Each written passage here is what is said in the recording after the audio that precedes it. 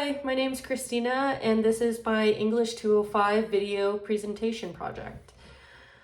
The problem that I wanted to address for my passion project is the lack of accessible non-gendered bathrooms at Mesa College.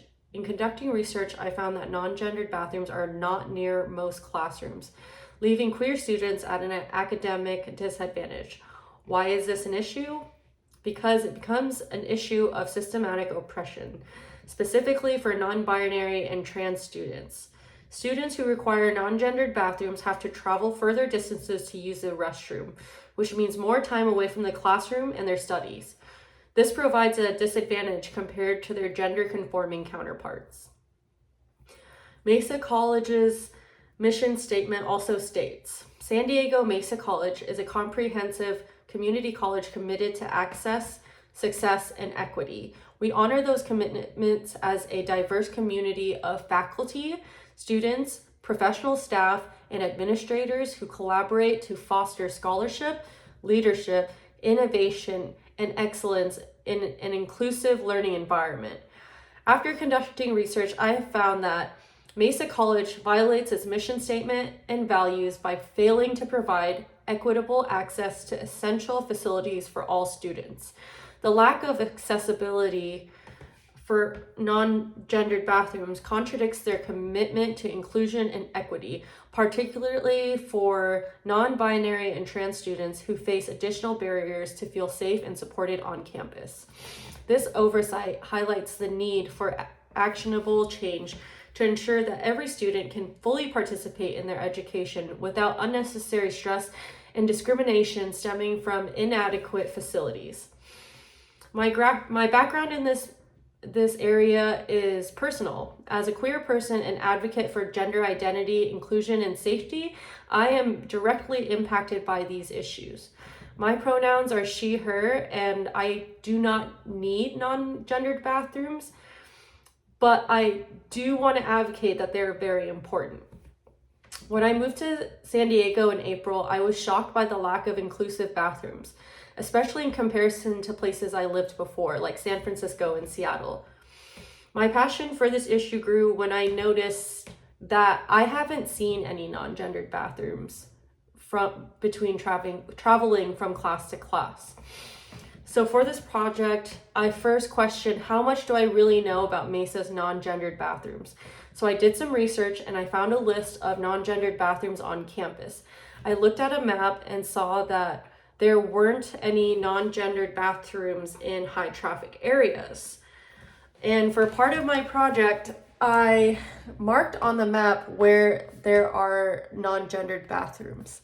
As you can see, they're all clustered in one area and they don't really cover most of campus, leaving students at a disadvantage.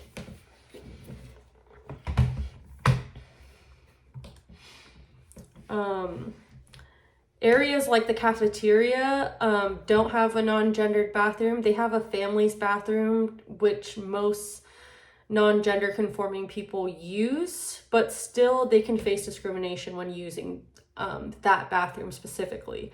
So as far as the cafeteria, the closest bathroom is the math and science building.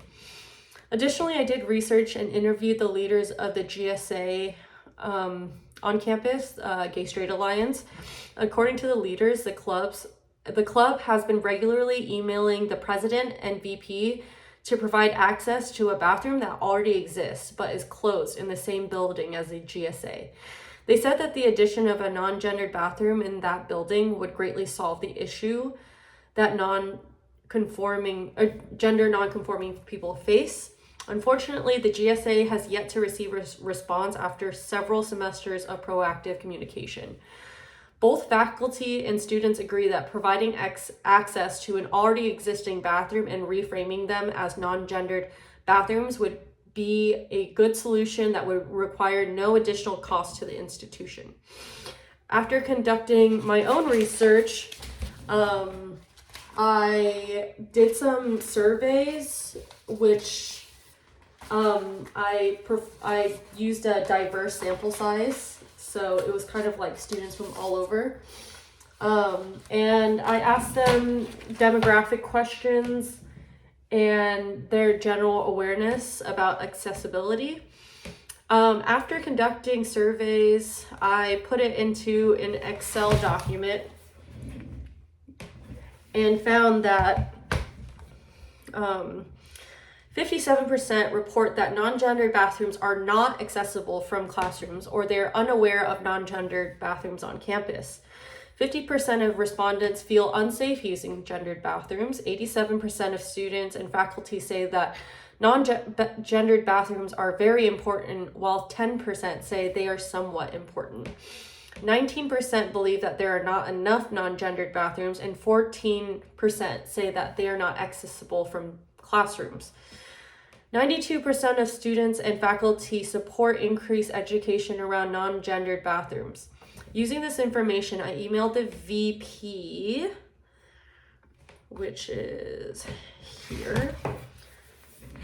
I emailed the VP with the statistics and proposed solutions, some of which include reopening closed bathrooms and reframing them as non-gendered bathrooms, to educational campaigns and signage about accessibility. Using that information, I sent him the email and I have yet to hear back. One memorable interaction I had was with a student who worked in the student services building. She identified as a trans woman and shared how she liked to use non-gendered bathrooms in the student services building.